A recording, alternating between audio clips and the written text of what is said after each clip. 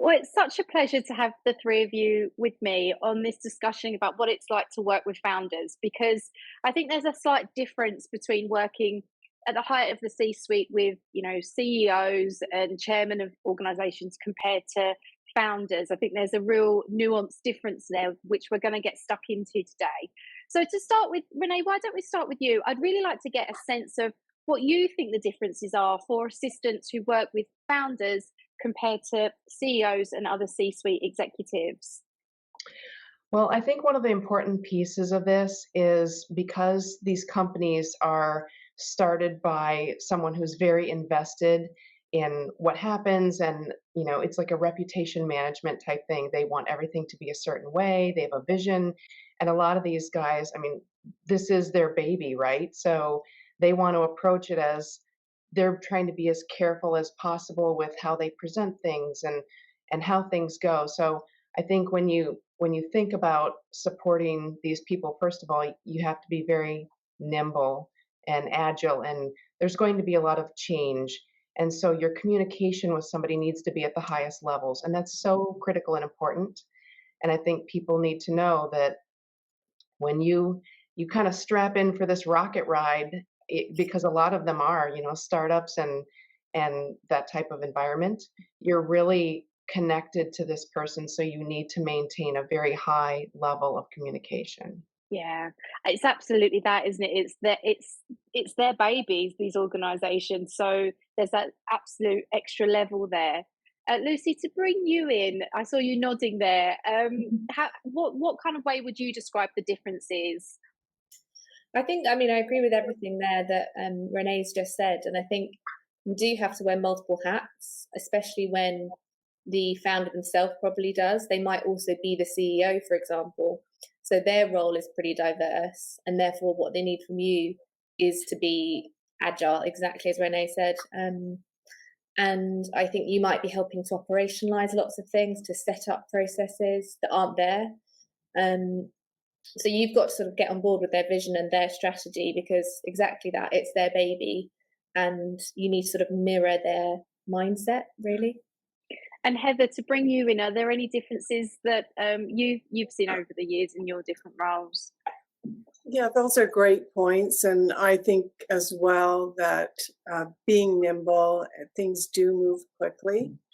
And on the baby part, that it is their baby. So really being proactive, for example, calendar management. So having 20 years experience as an executive assistant, I feel brings a lot of value to them, because we can make decisions quickly. We know what meetings need to happen. We're able to prioritize because they have a lot of demands on their time. So being able to manage their time, being helpful to them adds a lot of value.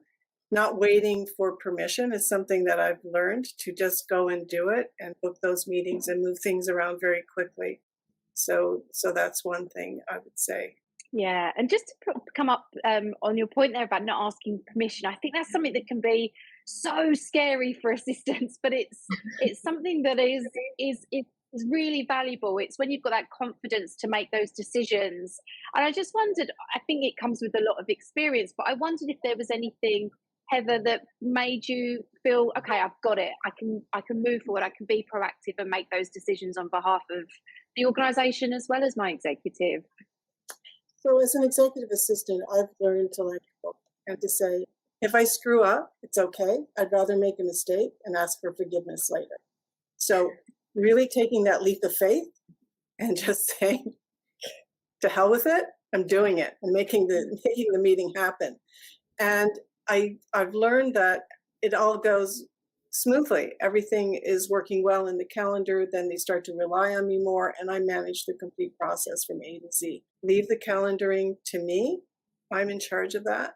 And working with founders, that can be something that we have to help them with over the years or months to learn.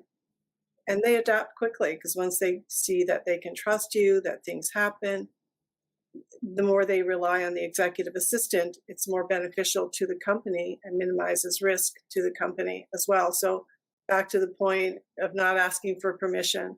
If there's something that needs to be course corrected, tell me and we'll do it right away. But that takes Yeah. time. I don't think someone starting in the business has that same confidence, but that's what I would say. I'm getting, I guess, more bold in my years of experience.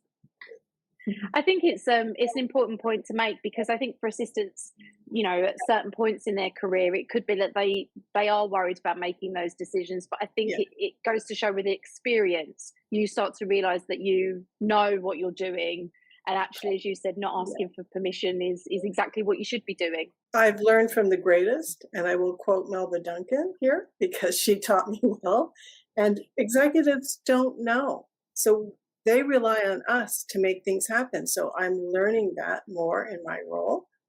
And I think it's a bigger discussion, but as women, we tend to wait for permission to do things. So I am trying to work with that on my own self, on my own professional development, that we need to be leaders in our profession. So I would encourage young EAs coming up in this field to adapt that characteristic, to be seeing around corners, being a mind reader.